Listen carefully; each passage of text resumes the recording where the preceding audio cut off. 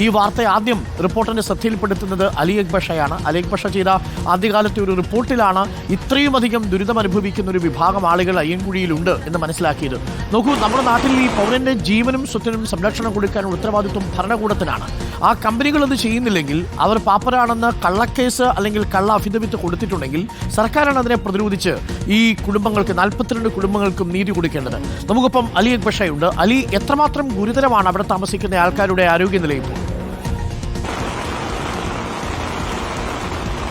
അരുൺകുമാർ, അതിദയനീയമാണ് ഇവിടുത്തെ സാഹചര്യം. ഞാനിപ്പോൾ നിൽക്കുന്ന ഈ പ്രദേശം അയ്യൻകുഴിയിലാണ്. ദൃശ്യങ്ങളിൽ കാണാം 2 മതിലുകൾ, ഒരു വശത്ത് HOCയുടെ മതിൽ, ഒരു വശത്ത് BPCLന്റെ മതിൽ. ഈ 2 കൂറ്റൻ മതിലുകൾക്കിടയിലെ ഇടുങ്ങിയ ജീവിതമാണ് കഴിഞ്ഞ പതിറ്റാണ്ടുകളായി അയ്യൻകുഴിയിലെ 42ഓളം വരുന്ന കുടുംബങ്ങൾ നയിക്കുന്നത്. ഈ പ്രദേശത്തിന്റെ സാഹചര്യം എന്ന് പറയുന്നത് ഇപ്പോൾ മഴ പെയ്യുകയാണ്, കൃത്യസമയമാണ്. ഈ മഴ പെയ്യുമ്പോൾ ഈ 2 കമ്പനികളിൽ നിന്നും ഉയർന്ന വിഷപ്പുക താഴേക്ക് ഇറങ്ങും. ഈ സ്ഥലത്ത് നിൽക്കാൻ കഴിയാത്ത സാഹചര്യം ഉണ്ടാവും. അതിരൂക്ഷമായ ദുർഗന്ധം ഉണ്ടാകും.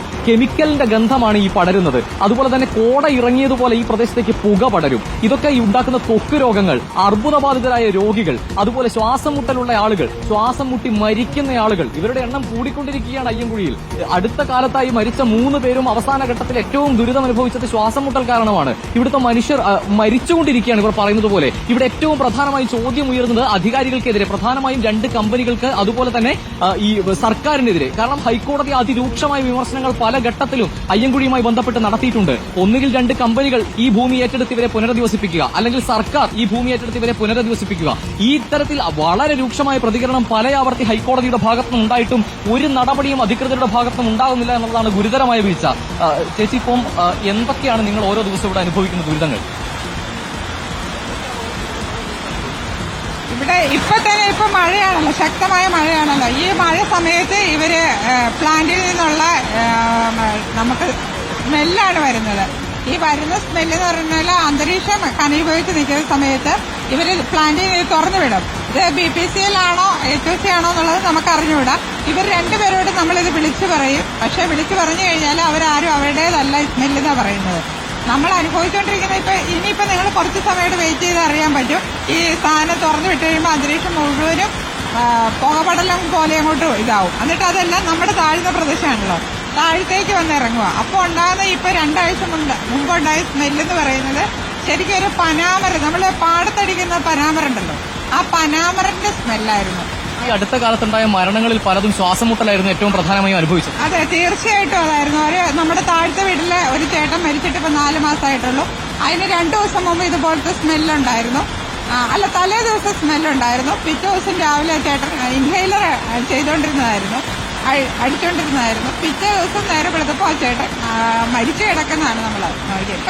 അരുൺ, ഇതാണ് സാഹചര്യം. അതായത് ഇവിടുത്തെ ജീവിതം അതീവ ദുസ്സഹമാണ്. ഇവിടെ പറയുകയാണെങ്കിൽ ഇവിടെ ജീവിക്കുന്ന മനുഷ്യർക്ക് ഈ 2 കമ്പനികൾ നൽകിയിരിക്കുന്ന നിർദ്ദേശം, ഏതെങ്കിലും സാഹചര്യത്തിൽ ഒരു പൊട്ടിത്തെറി ഉണ്ടാവുകയാണെങ്കിൽ, ഒരു അപകടം ഉണ്ടാവുകയാണെങ്കിൽ കാറ്റിന്റെ ദിശ നോക്കി, അതായത് അത് കൃത്യമായി എഴുതി കൊടുത്തിരിക്കുകയാണ്. വളരെ വിചിത്രമാണ് ഈ ജീവിതം, ഈ മനുഷ്യരുടെ ജീവിതം. എഴുതി കൊടുത്തിരിക്കുകയാണ്, കരിയിലെടുത്ത് മുകളിലേക്ക് എറിയുക, കാറ്റിന്റെ ദിശ മനസ്സിലാക്കുക, കാറ്റിന്റെ ദിശയുടെ എതിർദിശയിൽ ഓടുക. എന്തൊരു ദുരിത ജീവിതമാണ് ഈ മനുഷ്യരുടെ എന്നത് ഞെട്ടിക്കുന്നതാണ് അരുൺ. ഈ ഭാഗം, ഈ 42ഓളം വരുന്ന കുടുംബങ്ങൾ, ഇവർ HOCയോ എന്തെങ്കിലും ആനുകൂല്യം നൽകുന്നുണ്ടോ? അരുൺകുമാർ, ഈ പ്രദേശത്തുള്ള ചില ആളുകൾ സ്ഥിര ജീവനക്കാർ അല്ലെങ്കിൽ കൂടി ഇവരിൽ പലരും ഈ കമ്പനികളിൽ താൽക്കാലികമായി എപ്പോഴെങ്കിലും ജോലി ഉള്ളപ്പോൾ പണിക്ക് പോകുന്ന ആളുകളാണ്. അതിനപ്പുറത്തേക്കുള്ള എന്തെങ്കിലും ആനുകൂല്യങ്ങളോ സഹായങ്ങളോ കമ്പനികളുടെ ഭാഗത്തുനിന്നും ഇവർക്ക് ഉണ്ടായിട്ടില്ല, ഇന്നോളം ഉണ്ടായിട്ടില്ല. ചേട്ടാ, ഈ കമ്പനികൾ ഏതെങ്കിലും രീതിയിൽ ഈ വിഷയം നിങ്ങൾ പറയുമ്പോൾ നിങ്ങളുടെ ഒപ്പം നിന്നിട്ടുണ്ടോ? ഇല്ല, കമ്പനി ഒരിക്കലും ഞങ്ങൾക്കൊപ്പം ഇല്ല. കമ്പനി എപ്പോഴും ഞങ്ങളെ ദ്രോഹിച്ചുകൊണ്ടിരിക്കുകയാണ്.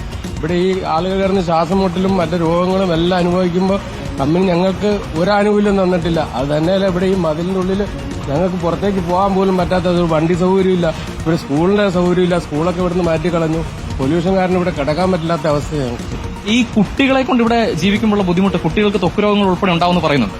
ഉണ്ട്. മഴ സമയമൊക്കെ ആകുമ്പോഴത്തേനും ഭയങ്കര സ്മെല്ലും കാര്യങ്ങളും, എപ്പോഴും ജലദോഷവും ഇതൊക്കെ തന്നെയാണ്, പനിയും കാര്യങ്ങളും. ഒരുപാട് പേര് ഇവിടുന്ന് താമസം മാറി വാടകയ്ക്ക് പല സ്ഥലങ്ങളിലേക്കും പോയി, വാടകയ്ക്ക് പോയേക്കോ ഇവിടുന്ന്.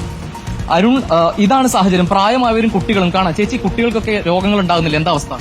രോഗങ്ങൾ ഉണ്ടാവുന്നുണ്ട്. എല്ലാ വീക്കിലും നമ്മൾ നോക്കുമ്പോൾ കുഞ്ഞുങ്ങളെ ഹോസ്പിറ്റലിൽ കൊണ്ടുപോകാനാ നേരം കിട്ടുന്നുള്ളൂ. ഭയങ്കര അവസ്ഥ എന്ന് പറഞ്ഞാൽ ഭയങ്കര ബുദ്ധിമുട്ടേറിയ അവസ്ഥയാണ്. എത്ര കാലമായി നിങ്ങളുടെ സമരം? എന്തുകൊണ്ടായിരിക്കും ആരും ഇതുവരെ കേൾക്കാത്തത്? അതെന്താന്നറിയില്ല. നമ്മളിങ്ങനെ പറയുന്നുണ്ട്, പോരാടുന്നുണ്ട്, പക്ഷെ ആരും അത് മനസ്സിലാക്കുന്നില്ല.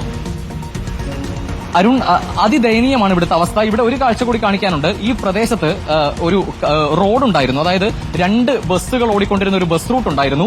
ഈ കമ്പനികൾ വന്നതിന് ശേഷം ഈ കമ്പനികൾക്ക് വേണ്ടി ഈ ബസ് റൂട്ട് കെട്ടിയടച്ച് മതിൽ കെട്ടിയിരിക്കുകയാണ്. ഇപ്പോൾ അവിടെ ഒരു റോഡ് ഉണ്ടായിരുന്നു എന്നൊന്നും വ്യക്തമാവില്ല. ഈ മതിലിന്റെ ഒരു വശത്ത് ഈ ഭാഗത്ത് പുത്തൻകുരിശിലേക്ക് പോകാനുണ്ടായിരുന്ന ഈ ജനങ്ങളുടെ ആകെ ആശ്രയമായിരുന്ന 2 ബസ്സുകൾ ഓടിയിരുന്ന ഒരു ബസ് റൂട്ട് ഉണ്ടായിരുന്നു. ആ ബസ് റൂട്ട് ഉൾപ്പെടെ കെട്ടിയടച്ചു.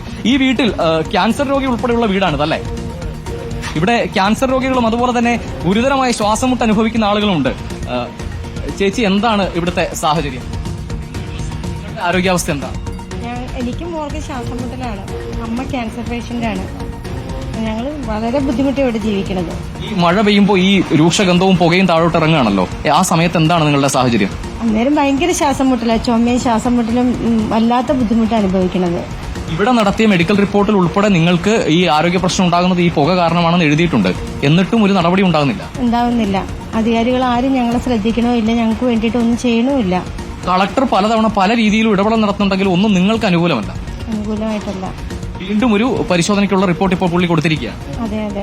അരുൺ, ഇവിടെ പല തവണ ഈ പുക പരിശോധിക്കണം, ഇവർ പറയുന്നത് സത്യമാണോ എന്ന് മനസ്സിലാക്കണം, തെളിവ് വേണമെന്നതാണ് കളക്ടറുടെ ആവശ്യം. അതായത് പൊല്യൂഷൻ കൺട്രോൾ ബോർഡിന്റെ റിപ്പോർട്ടുണ്ട് ഈ പ്രദേശം ജനവാസയോഗ്യമല്ല എന്ന്, ദേശീയ ഹരിത ട്രിബ്യൂണലിന്റെ റിപ്പോർട്ടുണ്ട് ഈ പ്രദേശം ജനവാസയോഗ്യമല്ല എന്ന്. പക്ഷേ ഇപ്പോഴും കളക്ടർ പറയുന്നത് അദ്ദേഹത്തിന് ഇനിയും റിപ്പോർട്ടുകൾ വേണം, ഈ പ്രദേശം ജനവാസയോഗ്യമല്ല, ഇവിടെയുള്ള ജനങ്ങൾക്ക് ശ്വാസമുട്ട് ഉൾപ്പെടെയുള്ള പ്രശ്നങ്ങൾ ഈ കമ്പനികൾ മൂലം ഉണ്ട് എന്ന് മനസ്സിലാക്കാൻ ഇനിയും പരിശോധനകൾ വേണമെന്നതാണ് കളക്ടർ പറയുന്നത്. ഓരോ തവണയും കളക്ടറുടെ വാക്കിൽ വിശ്വസിച്ച് അല്ലെങ്കിൽ അധികാരികളുടെ വാക്കിൽ വിശ്വസിച്ച് ജീവിക്കുന്ന ഒരു ജനതയാണിത്. സംസ്ഥാന മലിനീകരണ നിയന്ത്രണ ബോർഡിന്റെ റിപ്പോർട്ടുണ്ട്, ഹരിത ട്രിബ്യൂണലിന്റെ വിധിയുണ്ട്. ഈ സ്ഥലം ആവാസയോഗ്യമല്ല. എന്നിട്ടും ഈ സ്ഥലത്തെ മനുഷ്യരെ പുനരധിവസിപ്പിക്കുന്നതിനോ ഇവരുടെ 9 ഏക്കർ സ്ഥലം ഏറ്റെടുത്ത് ഇവരെ മറ്റേതെങ്കിലും സുരക്ഷിതമായ കേന്ദ്രങ്ങളിലേക്ക് മാറ്റുന്നതിനോ കളക്ടറടക്കം ഭരണകൂടം പുലർത്തുന്ന നിസ്സംഗത ഒന്നും രണ്ടുമല്ല 35 വർഷമാകുന്നു എന്നുള്ളതാണ്.